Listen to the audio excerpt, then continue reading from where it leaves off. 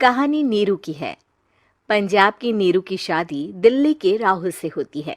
दिल्ली कितना बड़ा शहर है ना, लेकिन आप लोगों का घर तो बहुत छोटा है। हमारे पंजाब में तो ये बड़े बड़े घर होते हैं कि मजा ही आ जाता है। कोई बात नहीं नीरू, मैं भी तुम्हारे लिए बहुत बड़ा मकान बनाऊंगा बहुत जल्दी। नीरू के पिता जहाँ पंजाब के जाने माने व्यापारी थे, वहीं उसका पति राहुल दिल्ली में एक सिंपल नौकरी करता था। माँ, यहाँ तो घी मक्खन इतना महंगा है कि क्या बताऊं।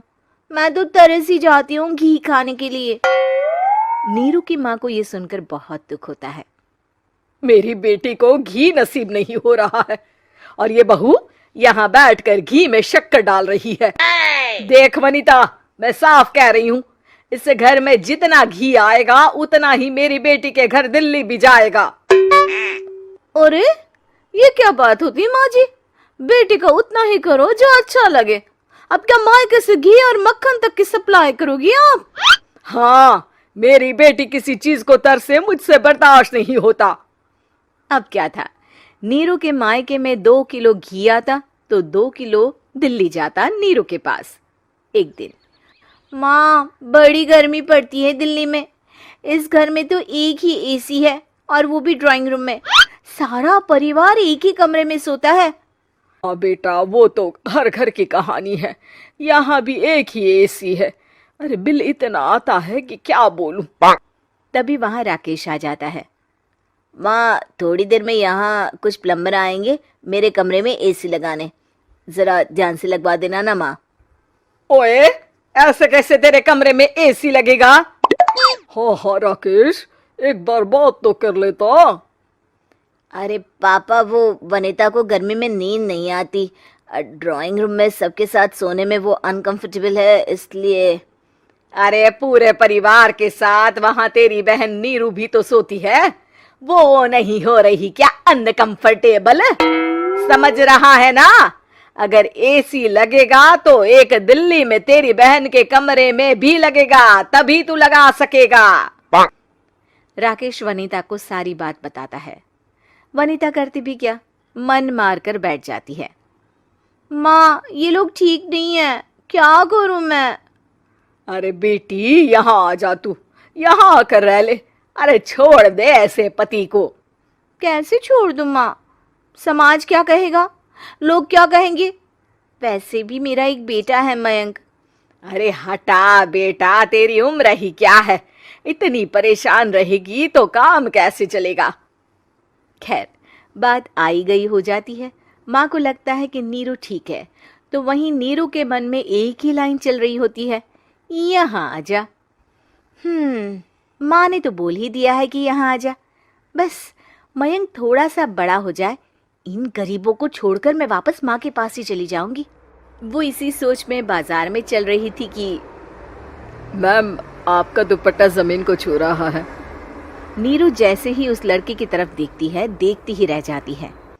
हाय रे, कितना सुंदर लड़का है ये। अब क्या हुआ? मैंने कहा आपका दुपट्टा। तो खुद ही उठाकर दे दो ना। लड़का समझ जाता है कि नीरू उस पर फिदा हो चुकी है। वो उससे उसका नंबर लेकर चला जाता है।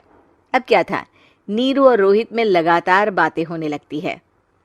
मैं हरियाणा का रहने वाला हूँ, यहाँ एक बड़ी कंपनी का मैनेजर हूँ। अच्छा, और कितने बच्चे हैं तुम्हारे? बच्चे? अरे मेरी तो शादी भी नहीं हुई है। तुम बताओ, शादी करोगी? नीरू शर्मा जाती है। अब लेकिन मैं तो पहले से ही शादीशुदा हूँ। मुझे फर्क नहीं पड़ता, बस तुम शादी कर लो, भाग चलते हैं। बहुत पैसे वाला हूं मैं, हमेशा खुश रखूंगा तुम्हें। नीरू रोहित से मिलकर सारा प्लान बना लेती है और फिर एक दिन घर से भाग जाती है। दोनों शादी कर लेते हैं। शादी के बाद, क्या बात है नीरू, तुम्हें परेशान सा देखता हूँ, सब ठीक तो है ना? हाँ हाँ, सब ठीक है।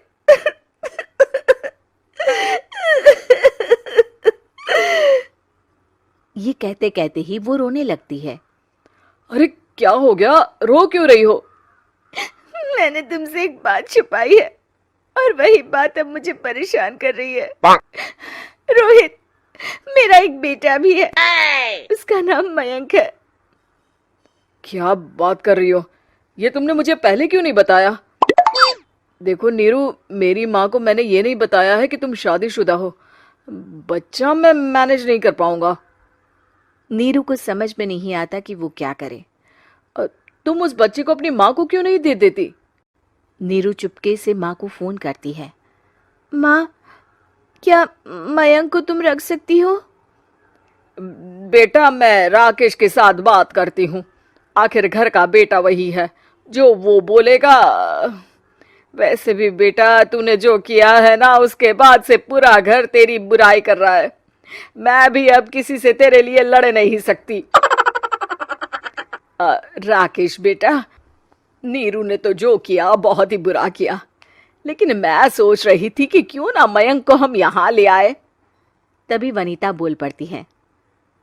वाह जी, ऐसे कैसे यहाँ ले आए? यहाँ क्या भंडारा भरा है?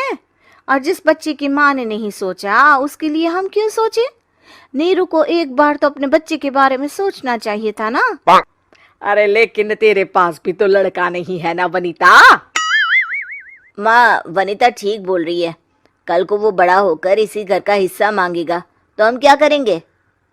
माँ कहती भी तो क्या, वो चुप रह जाती है।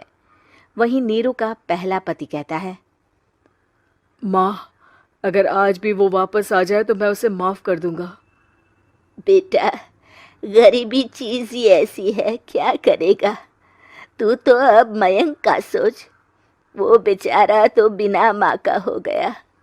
मयंक के खातिर तू दूसरी शादी कर ले बेटा। लोगों के लाख समझाने के बाद नीरू के पहले पति की शादी रिद्धि से हो जाती है, जिसके पहले पति से 2 बच्चे होते हैं। देखो जी, मैंने शादी सिर्फ बच्चे के खातिर की है। मैंने भी शादी सिर्फ बच्चों के खातिर की है। वहीं नीरू के दूसरे पति के मन में ये बात घर कर जाती है कि नीरू एक मासूम बच्चे को उसके खातिर छोड़ कर आई है। अब देखो नीरू, मुझे लगता है कि जो औरत अपनी कोख का बच्चा छोड़ सकती है, वो तो कुछ भी कर सकती है। कल को तुम्हें मुझसे अच्छा कोई मिल गया तो तुम तो मुझे भी बाय बाय कर दोगी ना। नीरू को अब उसका दूसरा पति ताने देना शुरू कर देता है। तंग आकर नीरू उसकी यहाँ से भागकर अपने पहले पति के पास चली जाती है, लेकिन ससुराल में क्या लेने आई है नीरू, मयंक को? नहीं नहीं सासू माँ, मुझसे गलती हो गई, मुझे माफ कर दीजिए। नीरू, अब वक्त खत्म हो गया है, मेरी शादी हो चुकी है। तो छोड़ दो ना उसे, हमारा बच्चा है। मैं आपको अपनी माँ नहीं मानता, मेरी नहीं मान तो बात अच्छी है। नीरू मयंक की बात सुनकर समझ जाती है कि उसके पास अब ना आसमान रहा ना ही जमीन।